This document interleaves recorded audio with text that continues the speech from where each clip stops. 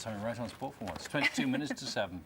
I'm going to talk about Parkinson's now. Parkinson's disease is a devastating and incurable condition, but the side effects can make life even harder for sufferers when they're out and about in public. Almost half of those with Parkinson's say people have misjudged them, thinking they're drunk or even on drugs.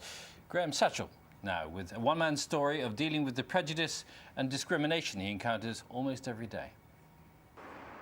Even a simple shopping trip with the family can be exhausting for Mark Worsfold. He was diagnosed with Parkinson's disease 5 years ago. The most visible sign is the shaking, but it's the slurred speech, it's unsteady on your feet, loss of balance, loss of cognitive skills. So thinking and trying to construct sentences is quite hard. Mark says he tries to hide the physical manifestations of his illness, but has often experienced prejudice. People tend to go, what's wrong with him? You know, is he drunk? What's wrong? You know, he's slurring his words, and that's the hard bit. Mark is not alone. Today's survey by Parkinson's UK suggests people with the illness suffer distressing levels of discrimination, have experienced verbal abuse and feel isolated in public. Mark had an extreme case of his illness being misunderstood at the Olympics last year. It happened as he was about to watch the cycling road race. I sat on the wall, minding my own business, and as the cycle race approached, I was grabbed by 2 police officers, and one of the officers said words to the effect of, "You're not going to ruin anybody's day-to-day sunshine. I'm arresting you on suspicion of," I think the thing was, charge was about to cause a public offence or public affray or public disorder act or something like that, because, and this is the best bit, "I've been watching you, you haven't been smiling." And I sort of went, "I've got Parkinson's, and you've been fidgeting a lot." That's because I have Parkinson's. Then of course I started shaking, and the guy goes, "It's all right, mate, it's the nerves kicking in." And I'm going, "I've got Parkinson's, you're not listening to me." Mark was held for several hours before being released without charge. In a statement, Surrey Police said Mark was standing near a group of protesters and his behaviour was causing concern. They also say police recruits receive disability training and they support any effort to raise awareness of medical issues. Mark now wants the police and society at large to become more aware, more patient. People don't understand how hard it is to do things. And that's the difficult bit. I just want people to be more tolerant, really. Well, let's talk now to Steve Ford, who is Chief Executive of Parkinson's UK. Very good morning to you. Well, I suppose part of the problem is the shakes, isn't it? And that some people can misinterpret those.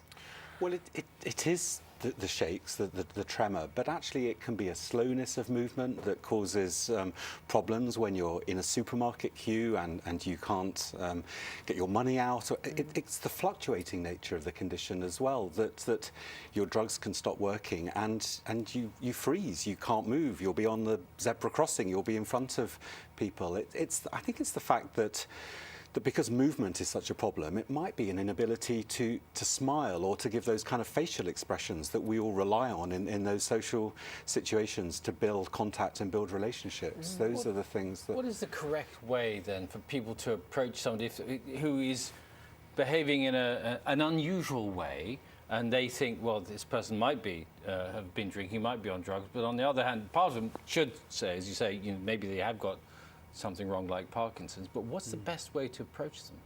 Well, I think what people with Parkinson's say to us is they want people just to stop and ask, is there anything that I can do to help? Are you okay? I think it's partly about making sure there's a more broader understanding of what Parkinson's is, so that we don't automatically jump to some of those kind of assumptions that we see that actually perhaps there's something else at play here.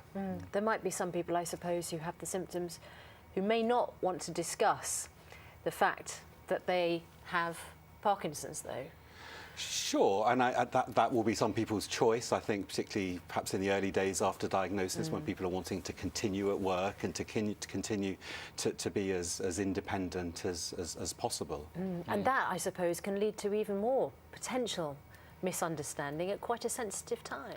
Yes, I mean, it's interesting actually. In the survey that we've just done, 1 in 4 people have said that actually their friends and family have started to distance themselves since they've had that diagnosis. I think through that lack of understanding and perhaps not knowing how to kind of react. And so our message is we just want people to take time to understand a bit more about Parkinson's. People with Parkinson's say, just put yourself in my shoes and understand what it's like. Mark's case is a pretty awful one, the one that we heard there. When he told the officers he had Parkinson's, they still held him for several hours. How often is that sort of thing happening? Well, I mean, that is an extreme story, and you know, that's not something that happens all of the time. But I think it does illustrate those kind of daily challenges that people do face. It's the children taunting someone because of the way they're walking. It's the tuts in the supermarket queue. It's the people who aren't served another drink in the bar because the assumption is that they're drunk. So it is about that broader understanding of Parkinson's. And how do the symptoms manifest themselves, and how do they then progress? Well, Parkinson's is very different actually for different people. So there's no kind of classic progression or even pace of progression actually. So that can be very different. I mean, the typical symptoms would be a slowness of movement, a stiffness. The tremor might or might not be something that people experience. A number of people don't. People can be well treated on drugs, but over time those drugs become less effective, and that's why people can be able to move and then suddenly not able to move when the drugs stop working. All right, Steve Ford from Parkinson's UK, thanks ever so much for joining us this morning. Thank you. Coming up to 6:45, this is Breakfast. These are the main stories this morning. A pilot scheme